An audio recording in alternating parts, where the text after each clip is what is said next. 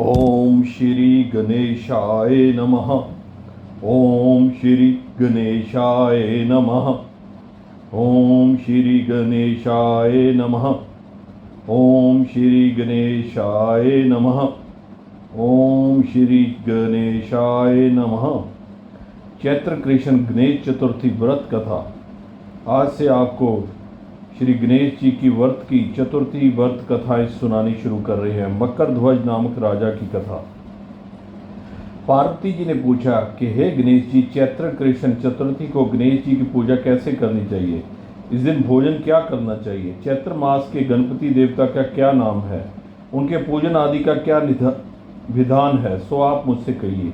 गणेश जी ने कहा कि महादेवी, चैत्र कृष्ण चतुर्थी के दिन विकट नामक गणेश जी की पूजा करनी चाहिए। दिन भर व्रत रखकर रात्रि में ओषोपचार से पूजन करना चाहिए। ब्राह्मण भोजन के अनंतर समय व्रती को इस दिन पंचगव्य, गौ का गोबर, मूत्र, दूध, दही, घी पान करने चाहिए।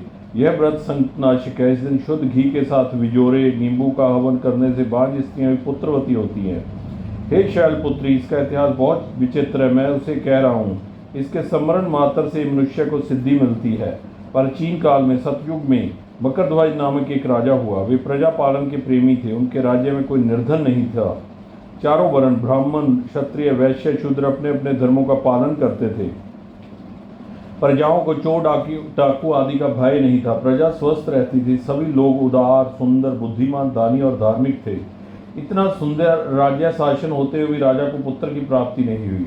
तत्पश्चात महर्षि याज्ञवल्क्य की कृपा से उन्हें कालांतर में एक पुत्र की प्राप्ति हुई। राजा राज्य का भार अपने मंत्री धर्मपाल पर सौंपकर विविध प्रकार के खेल खिलौने से अपने राजकुमार का पालन पोषण करने लगा।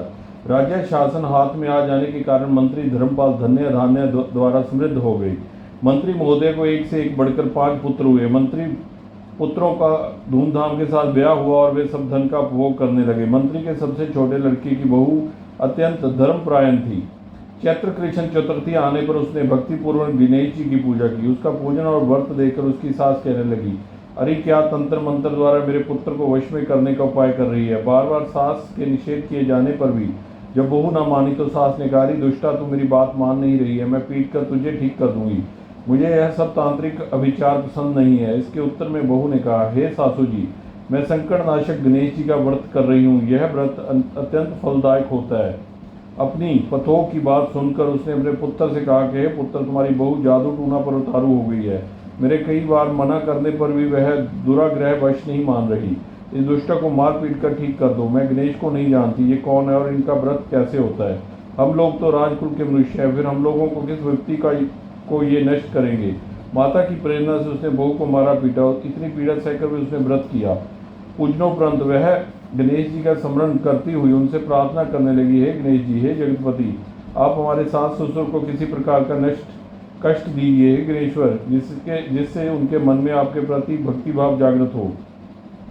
विभु विश्वात्मा गणेश जी ने सबके देखते ही देखते राजकुमार का अपहरण करके मंत्री धर्मपाल के महल में छिपा कर रख दिया। बाद में उसके बस्तर, आभूषण आदि उतारकर राजमहल में फेंक दिया और स्वयं अंतर्धान हो गए। इधर राजा ने अपने पुत्र को शीघ्रता से पुकारा, परंतु कोई प्रत्युत्तर न मिला। फिर उन्होंने मंत्री के महल में जाकर पूछा कि मेरा राजकुमार कहाँ चला गया? महल में उसके सभी वस्त्राभूषण तो हैं, लेकिन राजकुमार कहाँ चला गया? किसने ऐसा निंदनीय कार्य किया है? हाय, मेरा राजकुमार कहाँ गया? राजा की बात सुनकर मंत्री ने उत्तर दिया, हे राजन, आपका चंचल पुत्र कहाँ चला गया इसका मुझे पता नहीं है। मैं अभी गांव, नगर, बाग, बीच आदि सभी स्थानों में खोज कराता हूँ। इसके बाद राजा अपने सभी नौकरों, सेवकों आदि से कहने लगे, हे अंगरक्षकों, मंत्रियों, मेरे पुत्र का पता शीघ्र ही लगाओ। राजा का आदेश पाकर दूत लोग सभी स्थानों में खोज करने लगे। जब कहीं भी पता न लगा तो आकर राजा से डरते डरते निवेदन किया कि महाराज, अपहरणकारियों का कोई सुराग नहीं मिला। राजकुमार को आते जाते किसी ने नहीं देखा। उनकी बातों को सुनकर राजा ने मंत्री को बुलवाया। मंत्री से राजा ने पूछा कि मेरा राजकुमार कहाँ है?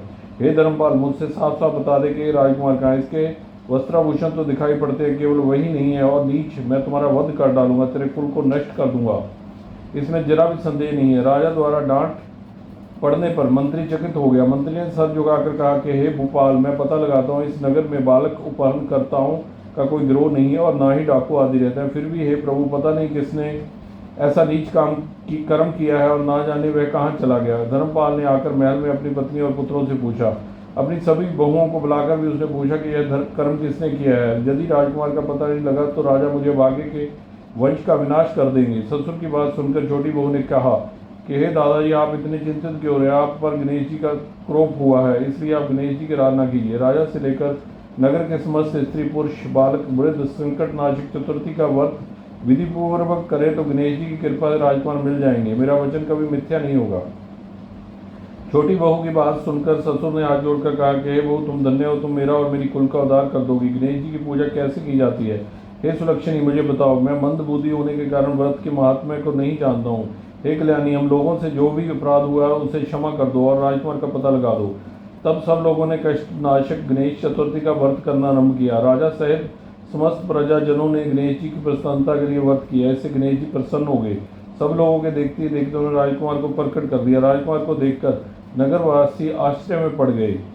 सब लोग बहुत प्रसन्न हुए। राजा के हर्ष की तो सीमा न रही। राजा कह उठे, गणेश जी धन्य हैं और साथ ही साथ मंत्री की कल्याणी को तो भी धन्य है, जिसकी कृपा से मेरा पुत्र युवराज के यहाँ लौटकर भी लौट आया।